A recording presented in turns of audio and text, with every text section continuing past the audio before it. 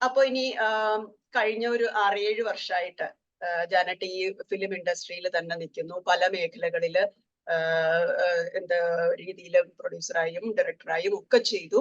അപ്പൊ ഇത്രയും നാളും ഒരു വിവാഹിതയായ ഒരു സ്ത്രീക്ക് ഈ ഒരു ഫിലിം ഇൻഡസ്ട്രിയിൽ നിൽക്കണം എന്നുണ്ടെങ്കിൽ ഞാൻ മനസ്സിലാക്കുന്നത് നമ്മുടെ ഫാമിലിയുടെ വളരെ സ്ട്രോങ് ആയിട്ടുള്ള ഒരു സപ്പോർട്ട് ഉണ്ടെങ്കിൽ മാത്രമേ അത് സാധിക്കുള്ളൂ എന്നാണ് ഞാൻ മനസ്സിലാക്കുന്നത്. അപ്പൊ കുറച്ചൊക്കെ ഡോക്ടർ ഫാമിലിയെ കുറിച്ച് പറഞ്ഞു, എങ്കിലും കുറച്ചും കൂടെ വിശദമായിട്ട് സ്വന്തം ഫാമിലിയെ കുറിച്ചും അതുപോലെ തന്നെ ഡോക്ടർക്ക് ഫാമിലിയിൽ നിന്ന് കിട്ടുന്ന ഒരു സപ്പോർട്ടിനെ കുറിച്ചും ഒന്ന് പറയാമോ? ഇറ്റ്സ് വെരി സോ പേഴ്സണൽ ആണ്. എന്നിരുന്നാലും പ്രേക്ഷകർക്ക് വേണ്ടി നമ്മുടെ ദേവി പ്രൊഡക്ഷൻ യൂട്യൂബ് ചാനൽ വ്യൂവേഴ്സിന് വേണ്ടിയിട്ടും ഞാൻ കുറച്ച് പേഴ്സണൽ ആൻഡ് പ്രൈവറ്റ് കാര്യങ്ങൾ ഷെയർ ചെയ്യാം. അതായത് എന്റെ ഹസ്ബൻഡ് ഡോക്ടർ ബിജു KR, ഞങ്ങൾ ഫ്രണ്ട്സ് ആയിരുന്നു. ആക്ച്വലി ലവ് മാരേജ് ആയിരുന്നു. 2 വ്യത്യസ്ത റിലീജിയസ് പീപ്പിൾ ആണ്. ഞാൻ ക്രിസ്ത്യൻ ആണ്, മൂപ്പർ ഹിന്ദു ആണ്. ഞങ്ങൾക്ക് 3 മക്കൾ. മൂത്ത മോള് MBBS കഴിഞ്ഞ് ഇപ്പോ ഹൗസ് സർജൻസി ചെയ്യുന്നു, അശ്വതി എന്ന പേര്. രണ്ടാമത്തെ ഫിലിം മേക്കിംഗ് ആൻഡ് കഴിഞ്ഞപ്പോ ആക്ടറും ഡയറക്ടറും ആണ്, ആരതി എന്ന പേര്. മോന് ശ്രീ ദേവിക് B, അവന്റെ പേരിലാണ് ദേവിക് പ്രൊഡക്ഷൻസ് എന്നുള്ള കമ്പനി നമ്മൾ ചെയ്തത്. +2 വിദ്യാർത്ഥിനിയാണ്. അപ്പൊ മുതിർന്ന കുട്ടികളുള്ള ഒരു അമ്മ തന്നെയാണ് ഞാൻ. അപ്പൊ അത് പലർക്കും അറിയില്ല. പക്ഷെ മനസ്സിൽ വളരെ ടീനേജ് സൃഷ്ടിക്കുന്ന എന്റെ ബ്യൂട്ടി കോൺഷ്യസും ഹെൽത്ത് കോൺഷ്യസും ഞാൻ ആ ഒരു അങ്ങനെ ഞാൻ അന്ന് ഓർമ്മയില്ലേ നമ്മുടെ ഒരു മീറ്റിംഗിൽ പറഞ്ഞത്, I love myself, I do date myself, I A very romantic person in myself, it all make me happy and young. അതാണ് അതിന്റെ ഒരു അൾട്ടിമേറ്റ് സീക്രട്ട്. അപ്പൊ അങ്ങനെയാണ്. അപ്പൊ ഞാനിപ്പോ പഠിക്കുന്ന കാലത്തിൽ ഈവൻ എന്നെ post graduation MPhil psychology PhD 2 എടുത്ത് എല്ലാം my husband helped me back financially, everything. അപ്പം മൂപ്പരാണ് എന്നെ what I am today is only because of him. അത് പറയാൻ കാരണം ഇപ്പൊ എല്ലാരും പറയുന്ന പോലെ അല്ല, ഇതിന്റെ ആവശ്യം ആർക്കും ഇല്ല. ദിസ് ആൾ ഓപ്പർച്യൂണിറ്റി അല്ലേ, വേണമെങ്കിൽ വേണം, അല്ലെങ്കിൽ വേണ്ട, വീട്ടിലിരുന്നോ എന്ന് പറഞ്ഞാൽ നമ്മൾ തീരും. പക്ഷെ നമ്മുടെ കഴിവുകള് നമ്മളെ മനസ്സിലാക്കുകയും നമുക്കുള്ള ക്വാളിറ്റീസ്, നമ്മുടെ ബിഹേവിയർ, ക്യാരക്ടർ എല്ലാം അറിഞ്ഞിട്ട് തന്നെ ആള് പ്രൊമോട്ട് ചെയ്യും, ഹെൽപ്പ് ചെയ്യും. പിന്നെ ഇപ്പൊ ഫിലിം വർക്കിനെ സംബന്ധിച്ചിട്ട് പറയുകയാണെങ്കിൽ, അല്ലെങ്കിൽ ഒരു കോളേജിലെ ഒരു പേപ്പർ പ്രസന്റേഷൻ ഞാൻ ഫോർ എക്സാമ്പിൾ പോണ്ടിച്ചേരി യൂണിവേഴ്സിറ്റിക്ക് ഞാൻ പോകുന്നു, അല്ലെങ്കിൽ SRM യൂണിവേഴ്സിറ്റി ചെന്നൈയിൽ പോകുന്നു, അല്ലെങ്കിൽ രാമചന്ദ്ര യൂണിവേഴ്സിറ്റിയിൽ ഞാൻ പോകുന്നു. അങ്ങനെ എന്തെങ്കിലും പ്രസന്റേഷൻ, അല്ലെങ്കിൽ ക്ലാസ്സുകൾ, അല്ലെങ്കിൽ ഫിലിം മേക്കിംഗ് കോഴ്സസ്, അല്ലെങ്കിൽ ആക്ടിങ്, അങ്ങനെ what ever it may be, ഒന്നും വേണ്ട, മക്കളെ കൊണ്ട് കലോത്സവ വേദികളിൽ പോകുവാണെങ്കിലും കോമ്പറ്റീഷന് പോകുവാണെങ്കിലും ആളെല്ലാം എനിക്ക് വേണ്ടി വെഹിക്കിള്, ഡ്രൈവർ, ഹോട്ടൽ, എനിക്ക് കൂടെ വരാനുള്ള ആൾക്കാർ, everything will be arranged by my husband. എനിക്ക് ആ പ്രോസസ് ചെയ്താൽ മതി. ഫോർ എക്സാമ്പിൾ എന്തിനാണോ ഞാൻ പോകുന്നത് അതിൽ മൂപ്പര് ഇടപെടില്ല. It's a ultimate decision of mind. But before coming to the point ഞാൻ എല്ലാം ഡിസ്കസ് ചെയ്യും. ഇതൊക്കെയാണ് പ്രോജക്റ്റ്, ഇതൊക്കെയാണ് കഥ, ഇവിടെയാണ് നമ്മൾ പോകുന്നത്, ഇവിടെയാണ് പേപ്പർ പ്രസന്റേഷൻ, അല്ലെങ്കിൽ ഇവിടെ കോമ്പറ്റീഷൻ ഉണ്ട്, മോളുടെ സ്റ്റേജ് അതാണ്, രണ്ടാമത്തെ സ്റ്റേജ് ഇതാണ്, ഇതൊക്കെയാണ് പരിപാടി, ഡാൻസ് ടീച്ചർ ഇതാണ്, എവറിത്തിങ്. ഇപ്പൊ ഞാൻ ആരെയാ കാണാൻ പോകുന്നത്, എനിക്ക് തോന്നുന്നു ഞാൻ അറിയുന്ന എല്ലാ ആൾക്കാരും വിജയേട്ടനും അറിയും, ഓവർ ഈവൻ ഇൻക്ലൂഡിങ് യു. ഞാൻ ഇന്നിപ്പോ മിസ്സിസ് കേരള പങ്കെടുത്ത അന്നറപ്പ് വന്നില്ലേ, ആ കുട്ടി ജയ ഓർമ്മയുണ്ടോ, ടോളായിട്ട് അങ്ങനെയൊക്കെ പറഞ്ഞപ്പോ ആൾക്ക് മുഖമൊന്നും ഓർമ്മയില്ലേലും ഓക്കെ. അപ്പൊ he knows everything about me. ഞങ്ങള് ബ്രേക്ക് ആയി അതിനിടയ്ക്ക് നമ്മൾ ഭയങ്കരമായിട്ട് സംസാരിച്ചുകൊണ്ട് വരുമ്പോ, ഇതൊരു ടെക്നിക്കൽ ഇഷ്യൂ ആയിട്ട് കണ്ടാൽ മതി, കുഴപ്പമില്ല. പറയൂ, വേറെ എന്തൊക്കെയാണ് അറിയേണ്ടത്? ഒരുപാട് കാര്യങ്ങൾ അറിയാനുണ്ട്. ഞാനൊരു കുസൃതി ചോദ്യം ചോദിക്കട്ടെ ജയോട്? ആയിക്കോട്ടെ. എന്തിനാ ഇപ്പൊ ജയ പെട്ടെന്ന് ഒരു ഇന്റർവ്യൂ ചെയ്യണം എന്ന് തോന്നാനുള്ള മോട്ടീവ് എന്തായിരുന്നു? അത് കുറെ നാളുകളായിട്ട് തന്നെ എന്റെ മനസ്സിൽ ഉള്ളൊരു ആഗ്രഹമാണ് ശരിക്കും ഒരു ആങ്കർ ആവണം എന്നുള്ളത്. വളരെ ആഗ്രഹം. അപ്പൊ ഡോക്ടറിന് അറിയാലോ, ബ്യൂട്ടി പാജന്റിലൊക്കെ ഞാൻ പാർട്ടിസിപ്പേറ്റ് ചെയ്തതിന്റെ കാരണം തന്നെ അതാണ്. മനസ്സിൽ അങ്ങനെ ഒരു ആഗ്രഹമുണ്ട്. അപ്പൊ മീഡിയയിലേക്കോ ഒക്കെ വരണമെങ്കിൽ ഒരു സ്റ്റാർട്ടിംഗ് പോയിന്റ് വേണം എന്നുള്ള രീതിയിലാണ്. പാജൻസിൽ പാർട്ടിസിപ്പേറ്റ് ചെയ്തു. ഞാനാണോ ഫസ്റ്റ് പേഴ്സൺ ഇന്റർവ്യൂ ചെയ്യുന്നത്? ഡോക്ടറാണ് ആദ്യമായിട്ട് എനിക്ക് ഇങ്ങനെ ഒരു അവസരം തരുന്നത്. ഓ അതുകൊണ്ട് എന്നും മനസ്സില് ഡോക്ടറിനോട് നന്ദിയും കടപ്പാടും സ്നേഹവും എന്നും ഉണ്ടാവും. Thank you so much. നമ്മുടെ ഞാനും എന്റെ ദേവിക് പ്രൊഡക്ഷൻ LLP ആയിട്ട് കൊലാബറേറ്റ് ചെയ്ത പല ആൾക്കാരും ഇന്ന് പേരും പ്രശസ്തിയും ഉള്ള തിരക്കേറിയ ആൾക്കാരാണ്. അപ്പൊ അതുപോലെ ജയയ്ക്കും ഭാവിയിൽ നല്ല ഫ്യൂച്ചർ ഉണ്ടാവട്ടെ. അപ്പൊ ഓർക്കുക, അപ്പൊ ദേവി പ്രൊഡക്ഷൻ LLP ഡോക്ടർ ജാനറ്റ് ഒക്കെ വിളിക്കുമ്പോ വരിക. തീർച്ചയായും വളരെ സന്തോഷം അത് കേട്ടതില്. ചോദിക്കൂ. ഓക്കെ. അപ്പൊ നമുക്ക് അപ്പൊ ഡോക്ടർ ഇങ്ങനെ പല മേഖലകളിലും പ്രവർത്തിച്ചിട്ടുള്ളത് കൊണ്ട് എനിക്ക് എല്ലാത്തിനെ കുറിച്ചും ഡീറ്റെയിൽഡ് ആയിട്ട് അറിയണമെന്നുണ്ട്. പക്ഷെ തീർച്ചയായിട്ടും നമുക്കൊരു സമയപരിധി ഉണ്ടല്ലോ. അപ്പൊ അതിൽ പറ്റുന്ന രീതിയിൽ എന്നാലും ആ മേഖലകളിലൂടെ ഒക്കെ യാത്ര ചെയ്യുന്ന രീതിയിലാണ് ഞാൻ ക്വസ്റ്റ്യൻസ് ചിട്ടപ്പെടുത്തിയിരിക്കുന്നത്. അപ്പൊ നമുക്ക് ആദ്യം തന്നെ ഡോക്ടറുടെ പ്രൊഫഷനിൽ നിന്ന് തന്നെ മെയിൻ പ്രൊഫഷനിൽ നിന്ന് തന്നെ തുടങ്ങാം. അപ്പം HOD ആണ്, പ്രൊഫസറാണ്. എങ്ങനെയാണ് കുട്ടികളോടുള്ള ഒരു സമീപനം? വളരെ സ്ട്രിക്റ്റ് ആയിട്ടുള്ള ടീച്ചറാണോ? വളരെ ലീനിയന്റ് ആണോ? അത് ആക്ച്വലി കുട്ടികളോട് തന്നെയാണ് ചോദിക്കേണ്ടത്. എന്നാലും ഞാൻ പറയാം എന്റെ ഒരു ഇത്. എനിക്ക് തോന്നുന്നു മെന്റലി അവര് എന്റെ കൂടെ ഫ്രണ്ട്ലി ആണെങ്കിലും ഒന്ന് അപ്രോച്ച് ചെയ്യുമ്പോ പേടിയുണ്ട്. കാരണം ഞാൻ പ്രൊഫഷണലി വളരെ സ്ട്രിക്റ്റ് ആണ്. സ്റ്റുഡന്റ് എന്നുള്ളതിലുപരി they are my own kids. അങ്ങനെയാണ് ഞാൻ ഡീൽ ചെയ്യാറ്. അവരുടെ എല്ലാ കാര്യങ്ങളിൽ ഇടപെടും, ചോദിക്കും. പിന്നെ പഠിക്കണം, ക്യാരക്ടർ, ഇത്തരം കാര്യങ്ങളൊക്കെ ഞാൻ കുറച്ച് സ്ട്രിക്റ്റ് ആയിട്ട് തന്നെയാണ് പറയാറ്. പിന്നെ ഞാൻ സ്റ്റുഡന്റ് ആയിരുന്ന കാലഘട്ടവും ഇപ്പൊ സ്റ്റുഡന്റ് ആയിട്ടിരിക്കുന്ന കാലഘട്ടവും തമ്മിൽ നല്ല വ്യത്യാസമുണ്ട്. അത് അനുസരണയുടെ കാര്യത്തിലും ഡിസിപ്ലിന്റെ കാര്യത്തിലും കമ്മ്യൂണിക്കേഷനിലും ബിഹേവിയറിലും പഠനത്തിലും ഒക്കെ. ഇപ്പൊ കോമ്പറ്റീഷൻസ് കുറവാണ് പിള്ളേർ തമ്മില്. അങ്ങനെ പഠിക്കണം അങ്ങനെയുള്ളത്. പിന്നെ അവര് എന്താ പറയാ, ആസ് ഇൻ ദ ഫ്ലോ അങ്ങനെ പോകും. പിന്നെ ഉപദേശിക്കുന്നത് തീരെ ഇഷ്ടമല്ല, സ്ട്രിക്റ്റ് ആവണത് ഇഷ്ടമല്ല, ഫ്രീ ടൈം കിട്ടണം.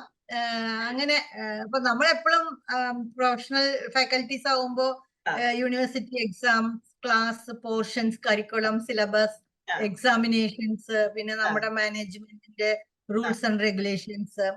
ആക്ച്വലി ഞാൻ വർക്ക് ചെയ്യുന്നത് ശ്രീ ആഞ്ജനേയ നഴ്സിംഗ് കോളേജ് കോഴിക്കോടാണ്.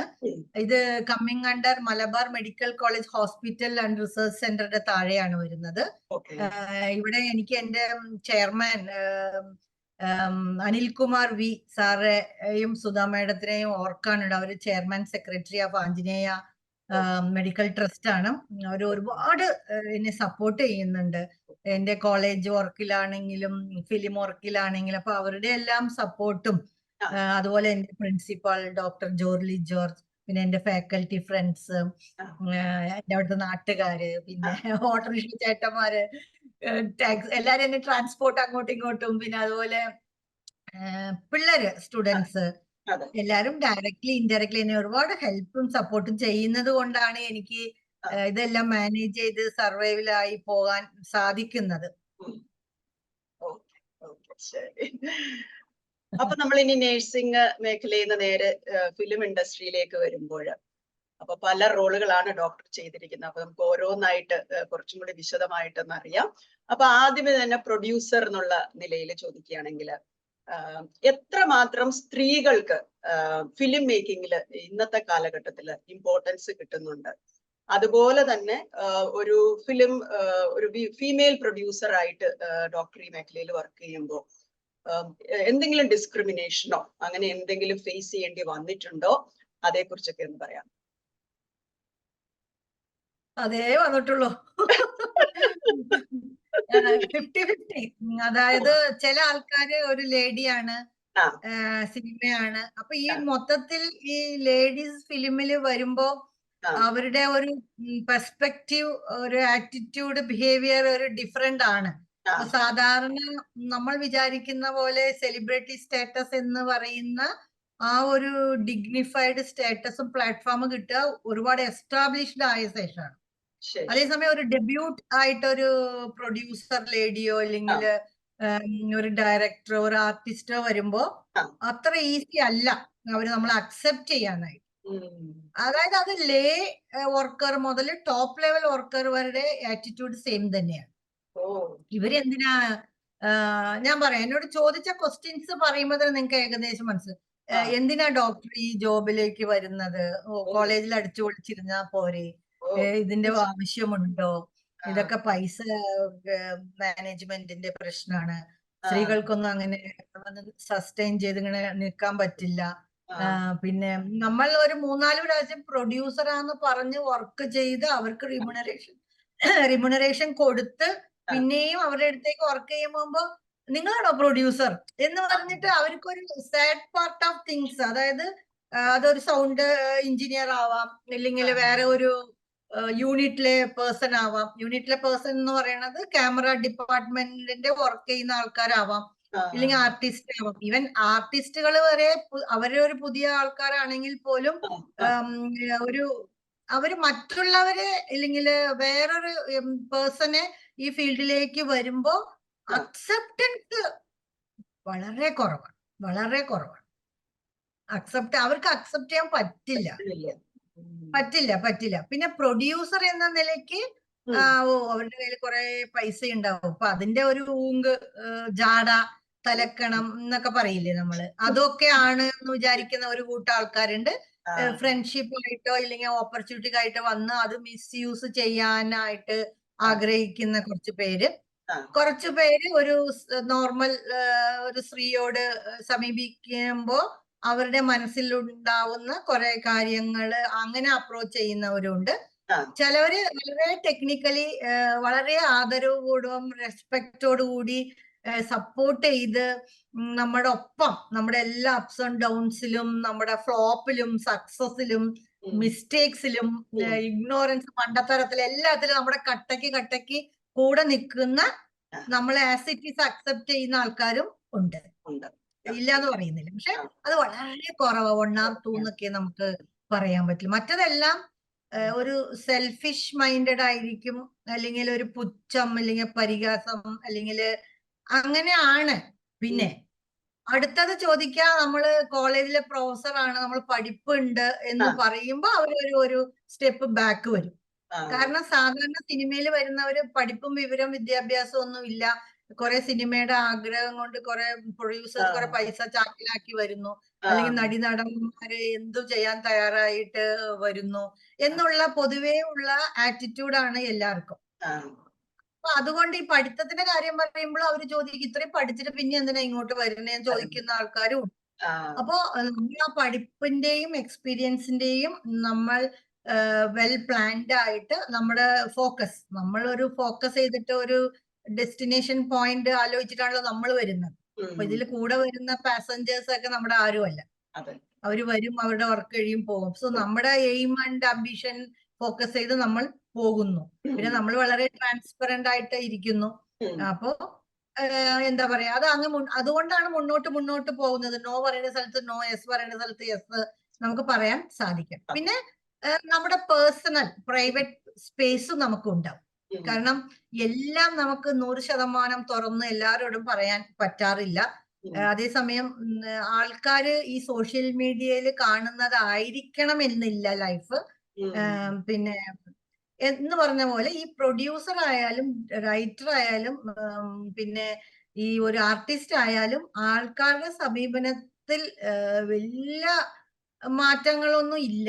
എന്നിരുന്നാലും കുറെയൊക്കെ മാറ്റങ്ങൾ ഫസ്റ്റ് ഡേ ഓഫ് ഫിലിമിൽ വന്നപ്പോഴും ഇപ്പൊ ഞാനൊരു പ്രൊഡ്യൂസറായിട്ട് നിൽക്കുമ്പോഴും വ്യത്യാസമുണ്ട്. എനിക്ക് എന്റെ ഒരു സ്പേസ് ഉണ്ട്, അതിൽ ഞാൻ വിട്ടുവീഴ്ച ചെയ്യാറില്ല. I don't mind moving people or avoiding people or ഞാൻ റിമൂവ് ചെയ്യുന്ന പീപ്പിൾ, അതൊന്നും എന്നെ പ്രശ്നമേ അല്ല. I'm not concern about all those things.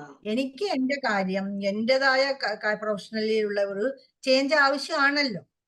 പിന്നെ അതുപോലെ പൂനെ ഇൻസ്റ്റിറ്റ്യൂഷൻ എന്ന് വന്ന ഒരു മാസ്റ്റർ ആണ് പറഞ്ഞത്, ശരിക്കും തെറ്റോന്ന് അറിയില്ല, ഇന്ത്യൻ സിനിമാ ചരിത്രത്തിൽ തന്നെ ഒരുപാട് ഡോക്ടേഴ്സും എഞ്ചിനീയേഴ്സും വേറെ വല്ല പ്രഗത്ഭരും അഭിനയിക്കാനും ഫിലിം വർക്കായിട്ട് വന്നിട്ടുണ്ട്. പക്ഷെ ഡബിൾ PhD എടുത്തിട്ട് വന്ന ഒരു ലേഡി, ഇന്ത്യയിൽ തന്നെ ഒരു ഫിലിം മേക്കർ അല്ലല്ലോ, മാത്രമല്ലല്ലോ, പ്രൊഡ്യൂസറാണ്, റൈറ്ററാണ്, ഡയറക്ടറാണ്, പ്രൊഡക്ഷൻ കമ്പനി, ഡിസ്ട്രിബ്യൂഷൻ, ഡബ് ചെയ്യുന്നുണ്ട്, മോഡലിംഗ് ചെയ്യും. ഇപ്പൊ ഇത്രയും കഴിവുള്ള ഒരാൾ ആദ്യമായിട്ടായിരിക്കും എന്നാണ് വളരെ എക്സ്പീരിയൻസ്ഡ് ആയിട്ടുള്ള ഒരു സാറ് പറഞ്ഞത്. അപ്പൊ എനിക്കത് ഭയങ്കര സന്തോഷം തോന്നി. അപ്പൊ സിനിമയും മറ്റേ പ്രൊഫഷൻ പോലെ തന്നെ പഠിപ്പും വിദ്യാഭ്യാസവും അത്യാവശ്യം കാര്യങ്ങളൊക്കെ അറിഞ്ഞ് എക്സ്പീരിയൻസ്ഡ് ആയിട്ട് വളരെ പ്ലാൻഡ് ആയിട്ട് ഒരു പ്രൊഫഷൻ, മറ്റേ പ്രൊഫഷനെ പോലെ തന്നെ ഇതും പ്രൊഫഷണൽ ആയിട്ട് കണ്ടുവരുന്ന ജോബ് തന്നെയാണ്. അപ്പൊ ആറ്റിറ്റ്യൂഡിൽ മാത്രമേ ഉള്ളൂ ഒരു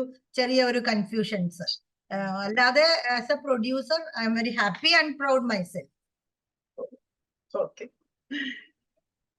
അപ്പോ ഇപ്പൊ നമ്മള് പ്രൊഡക്ഷനെ കുറിച്ചൊക്കെ പറഞ്ഞുകൊണ്ടിരിക്കുമ്പോൾ എന്റെ മനസ്സിൽ ഒരു പെട്ടെന്നൊരു കുസൃതി ചോദ്യം വരുന്നുണ്ട്. അപ്പം അതൊന്ന് ചോദിക്കാമോ? ചോദിക്കാം. ശരി. ഇപ്പൊ ദൈവം ഡോക്ടറുടെ മുമ്പിൽ പ്രത്യക്ഷപ്പെട്ടിട്ട് പറയാണ്, ഡോക്ടറിനെ അടുത്ത് ചെയ്യാൻ പോകുന്ന സിനിമ ഒരു വലിയൊരു ഹിറ്റ് ആവും, എന്നിട്ട് അത് 100 crore ക്ലബിലെത്തും. അതുപോലെ തന്നെ മറ്റൊരു ഓപ്ഷൻ തരികയാണ്, നാളെ മുതൽ ഡോക്ടർ വളരെ ബ്യൂട്ടിഫുൾ ആയിട്ടുള്ള ഒരു ടീനേജർ, ഒരു കോളേജ് സ്റ്റുഡന്റ് ആക്കി മാറ്റാൻ പറ്റും. അങ്ങനെ 2 ഓപ്ഷൻസ് തരികയാണ്. ഇതിന്ന് ഒന്ന് മാത്രമേ ഡോക്ടറിന് സെലക്ട് ചെയ്യാൻ പറ്റുള്ളൂ. എന്ത് വരെ ആയിരിക്കും ഡോക്ടർ സെലക്ട് ചെയ്യുക? എന്തുകൊണ്ടായിരിക്കും? ബോത്ത് പറയാൻ പറ്റുമോ? ബോത്ത് പറയാൻ പറ്റില്ല, ഒരു ഓപ്ഷൻ. ഒരു ഓപ്ഷൻ ആണെങ്കിൽ ഇപ്പോ ഇന്ന് ടുഡേ മോർണിംഗ് സൺഡേ ഞാൻ പറയുന്നത് 100 crore തന്നെയാണ്. 100 crore തന്നെയാണ്. അത് ശരി. ഡെഫിനറ്റ്ലി. അത് കാരണമുണ്ട്. Because I am a business woman. അപ്പൊ എനിക്ക് ഇപ്പൊ ഞാൻ എന്റെ ഒരു പടം പ്രൊഡ്യൂസ് ചെയ്യുമ്പോൾ മോർ ദാൻ 500 above ആൾക്കാർക്ക് ഞാൻ വർക്ക് കൊടുക്കുന്നുണ്ട്, റെമ്യൂണറേഷൻ കൊടുക്കുന്നുണ്ട്. Their family is living. അപ്പൊ അതൊരു ആസ്പെക്ട്. പിന്നെ money is needed for everything. അത് നമ്മൾ നല്ലപോലെ ഏൺ ചെയ്യുന്ന money is very value and very needy for day to day life. അപ്പൊ അത് ഒരുപാട് പേർക്ക് ഉപകാരമാവും.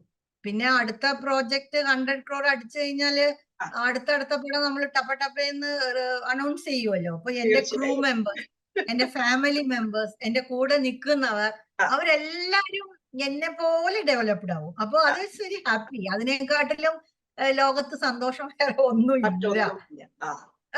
പറഞ്ഞ ഇപ്പൊ ഞാൻ എങ്ങായിട്ട് രണ്ടാമത് റീസ്റ്റാർട്ട് ചെയ്യുന്നതിനെക്കാട്ടും നല്ലതല്ലേ. ഞാൻ I am young in mind, I am fit, so I will go with 100 crores. 100 crore. അപ്പൊ ഓൾറെഡി മനസ്സിൽ വളരെയധികം യുവത്വം കാത്തു സൂക്ഷിക്കുന്ന ഒരു വ്യക്തി എന്ന നിലയിൽ ഇനി യങ് ആകേണ്ട കാര്യമില്ല, അത് ഓൾറെഡി കൂടെയുണ്ട്. അപ്പൊ പിന്നെ മറ്റേ ഓപ്ഷൻ തന്നെയാണ്. അതുവഴി കൂടെ നിൽക്കുന്ന എല്ലാവരും ഹാപ്പി ആവുകയും ചെയ്യും എന്നുള്ള ഒരു സന്തോഷവും ഉണ്ട്. വളരെ നല്ല ഉത്തരവാണ് ഡോക്ടർ തന്നിരിക്കുന്നത്. Thank you. അപ്പൊ നമുക്കിനി അടുത്ത മേഖലയിലേക്ക് പോകാം. നമ്മള് പ്രൊഡക്ഷനെ കുറിച്ച് പറഞ്ഞു. അപ്പൊ അടുത്തത് തീർച്ചയായിട്ടും ഡയറക്ഷൻ ആണ്. ഒരുപാട് ഡയറക്ഷൻസ് ചെയ്തിട്ടുണ്ട് അല്ലെ? ഷോർട്ട് ഫിലിംസ് ചെയ്തു, ഡോക്യുമെന്ററീസ് ചെയ്തു, ഹൊറർ മൂവീസ് ചെയ്തു, പിന്നെ ലേറ്റസ്റ്റ് ആയിട്ടുള്ള നന്നായിക്കൂടെ എന്നുള്ള മൂവിയും ചെയ്തു. അപ്പൊ ആദ്യമായിട്ട് ഒരു ഫുൾ ഫ്ലെഡ്ജ് ഫിലിം ഡയറക്ട് ചെയ്തത് നന്നായിക്കൂടെയാണ് അല്ലെ? അപ്പം അതില് ഫീച്ചർ ഫിലിം ആയിട്ട് ചെയ്തു. അതെ. അപ്പൊ ഒരു പുതിയൊരു ഫീച്ചർ ഫിലിം ആദ്യമായിട്ട് ഡയറക്ട് ചെയ്യുമ്പോഴും ഡോക്ടർ 7 പുതുമുഖങ്ങളെയാണ് ആ സിനിമയില് ചാൻസ് കൊടുക്കുകയുണ്ടായത്. അതുപോലെ തന്നെ പല പുതിയ ടെക്നീഷ്യൻസിനെയും കൊണ്ടുവന്നു. അപ്പോ ഇത്രയും എന്താ പറയാ പുതുമുഖങ്ങൾക്ക് പ്രാധാന്യം കൊടുക്കുകയും അതുപോലെ തന്നെ ആദ്യമായിട്ടാണ് ഒരു ബാനർ, നമ്മുടെ പുതുമുഖങ്ങളെ വെച്ചിട്ടുള്ള ഒരു പോസ്റ്റർ പുറത്തിറക്കിയത്. ടെക്നീഷ്യൻസിനെ വെച്ചിട്ടുള്ള പോസ്റ്റർ, ഇത്രയും ടെക്നീഷ്യൻസിനെ വെച്ചിട്ട്. അപ്പോ പുതുതായിട്ട് ഈ മേഖലയിലേക്ക് വരാൻ ആഗ്രഹിക്കുന്ന ബഡിങ് ആക്ടേഴ്സിനോടും ഫിലിം മേക്കേഴ്സിനോടും ഒക്കെ ഡോക്ടറിന് എന്ത് അഡ്വൈസ് ആണ് കൊടുക്കാനുള്ളത്?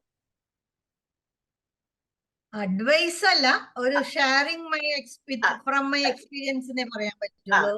കാരണം നമ്മൾ ആരെയും ഈ തലമുറയെ അഡ്വൈസ് ചെയ്യാതെ ഇരിക്കുന്നതാണ് അവർക്ക് ഇഷ്ടം. അവർക്ക് ഇഷ്ടം. പക്ഷെ എന്നാലും പറയുന്നത്, ഇപ്പൊ ബഡ്ഡിങ് ആർട്ടിസ്റ്റ് ആയാലും ടെക്നീഷ്യൻസ് ആയാലും കമ്മിറ്റഡ് ആയിരിക്കണം. അറിയാത്ത കാര്യങ്ങൾ നമ്മൾ പഠിക്കണം, ഹാർഡ് വർക്ക് ചെയ്യണം, റെസ്പോൺസിബിൾ ആയിരിക്കണം. നമ്മൾ അവരുടെ കൂടെ പ്രൊഡ്യൂസർ ആയിക്കോട്ടെ, ഡയറക്ടറിന്റെ കൂടെ ആയിക്കോട്ടെ, കൂടെ നിൽക്കാൻ പഠിക്കണം. കാരണം അവര് അപ്പോഴേ നമുക്ക് അടുത്ത ഒരു ഓപ്ഷൻ നമുക്ക് തരുള്ളൂ. അവര് ഉണ്ടെങ്കിൽ മാത്രമേ ഒരു സിനിമ ആർട്ടിസ്റ്റ് ഉള്ളൂ. ഒരു പ്രൊഡ്യൂസർ ഇല്ലെങ്കിൽ സിനിമ ഇല്ല. അപ്പൊ producer is the first key person in film. അവര് സക്സസ് പടം തന്ന ശേഷം മാത്രമേ ഒരു ഡയറക്ടർ ഞാൻ വലിയ ഡയറക്ടറാണ്, ഞാൻ വലിയ ആർട്ടിസ്റ്റ് ആണെന്ന് പറയുന്നുള്ളൂ. ഇതൊന്നും അല്ലാത്ത ഇവരെ വെച്ച് സിനിമ എടുത്ത് സിനിമയ്ക്ക് വേണ്ടി പൈസ കളയുന്ന പ്രൊഡ്യൂസർ ആണ് ഒരു ഗോഡ് എന്ന് ഞാൻ പറയുള്ളൂ. അപ്പൊ ആ പ്രൊഡ്യൂസറെ എന്താണോ എക്സ്പെക്ട് ചെയ്യുന്നത് അത് മാത്രമല്ല. ഇപ്പൊ എനിക്കൊരു ഫോർ എക്സാമ്പിൾ, ഞാൻ എന്റെ ഫസ്റ്റ് ഫിലിം സ്റ്റെതസ്കോപ്പ് എന്ന് പറഞ്ഞ ഫീച്ചർ ഫിലിമാണ്. അപ്പൊ അത് ഡോക്ടർ വേണുഗോപാൽ സാറാണ് അതിന്റെ producer. Very popular child doctor, paediatrician ആണ് പെരിന്തൽമണ്ണയില്. സാറാണ് അതിന്റെ പ്രൊഡ്യൂസർ. അപ്പൊ സാറ് എന്നെ അതിലേക്ക് വിളിച്ചു. അതിലൊരു നേഴ്സ് ക്യാരക്ടർ തന്നെയാണ് ഞാൻ ചെയ്യുന്നത്. റിസബാവ സാറ്, പിന്നെ കുറെ ഇപ്പൊ സാറ് മരിച്ചോ, ഒരുപാട് പേര് ഉണ്ടായിരുന്നു. അപ്പൊ ഇവരെല്ലാം നമ്മൾ കാണുക എന്നുള്ളത് വളരെ സന്തോഷം. പിന്നെ ആ കിട്ടിയ അവസരം നന്നായിട്ട് ചെയ്യാനായിട്ട് നമ്മൾ ശ്രമിച്ചു. കൂടുതൽ ഷോട്ടുകൾ കിട്ടാൻ വേണ്ടിയിട്ട് നമ്മൾ ഇങ്ങനെ ചോദിക്കും, ശരിയായോ എന്ന് ചോദിക്കും. സ്ക്രിപ്റ്റ് നന്നായിട്ട് വായിക്കും. പിന്നെ അവര് ഒരു പോസ്റ്റർ ഇട്ടു, അത് ലൈക്ക് ഷെയർ ചെയ്യും. ഇതൊക്കെ ചെറിയ കാര്യമായിട്ട് തോന്നുന്നുണ്ടെങ്കിലും it is matters, definitely it is matters. അപ്പൊ അങ്ങനെ ഈ ഒരു ക്രൂവില്, ഒരു സിനിമ ക്രൂവില് ഒരു 500 പേര് വർക്ക് ചെയ്യുമ്പോൾ ഈ 500 പേരും അവരുടെ ഫാമിലി മെമ്പേഴ്സും ലൈക്കും ഷെയറും തരികയും ആ സിനിമ പോയി കാണുകയും ചെയ്താൽ തന്നെ ഒരു പടം തോൽക്കില്ല. Got it my point? മനസ്സിലായോ? ഇപ്പൊ ഫസ്റ്റ് ടൈമിൽ നമ്മൾ അഭിനയിക്കുന്നു, അപ്പൊ എല്ലാരും വരണം. നമ്മുടെ കോളേജിൽ പഠിച്ച റിലേറ്റീവ് വെൽവിഷേഴ്സ്, അവരെല്ലാരും നമ്മളാണ് കൊണ്ടുപോയി കാണിച്ച് അത് സക്സസ് ആക്കേണ്ടത്. മനസ്സിലായോ? ഇതൊന്നും അല്ലാതെ ഇപ്പൊ നമ്മൾ വലിയ വലിയ പോപ്പുലർ ആർട്ടിസ്റ്റുകളെ പോലെ മനസ്സിൽ വിചാരിച്ചിട്ട് ഒരു ഹാർഡ് വർക്കും ചെയ്യാതെ മറ്റുള്ളവരെ ബ്ലെയിം ചെയ്ത് ഇങ്ങനെ നടന്നിട്ട് കാര്യമില്ല. ഫിലിം എന്ന് പറയുന്നത് ഓരോ ക്യാമറയിലും ഓരോ ദിവസം നിൽക്കുമ്പോഴും ഫ്രഷ് ആയിട്ടാണ് നമ്മൾ നിൽക്കേണ്ടത്. അത് അത്രയും ഹാർഡ് വർക്കും റെസ്പോൺസിബിലിറ്റിയും കമ്മിറ്റ്മെന്റ് നമുക്ക് വേണം. ഒരു കൂലി വർക്കറെ പോലെ ആർട്ടിസ്റ്റുകളോ ടെക്നീഷ്യനോ ഉണ്ടാവാൻ പാടില്ല എന്നാണ് ഞാൻ പറയുന്നത്. കാരണം ഇപ്പൊ ഒരു പ്രൊഡ്യൂസർ എനിക്കറിയാം, ഇപ്പൊ നമ്മൾ ഒരാളെ വർക്കിന് വിളിക്കുന്നു, അവര് വരുന്നു, രാവിലെ മുതൽ വൈകുന്നേരം വരെ ഹാർഡ് വർക്ക് ചെയ്യുന്നു, അവർ റെമ്യൂണറേഷൻ വാങ്ങിച്ചു പോയി. ഒരു പ്രൊഡ്യൂസറോ ഡയറക്ടറും ഒരു സക്സസ് ആവണമെന്നുണ്ടെങ്കിൽ ഇതൊരു സിനിമാ തിയേറ്ററിൽ എത്തണം.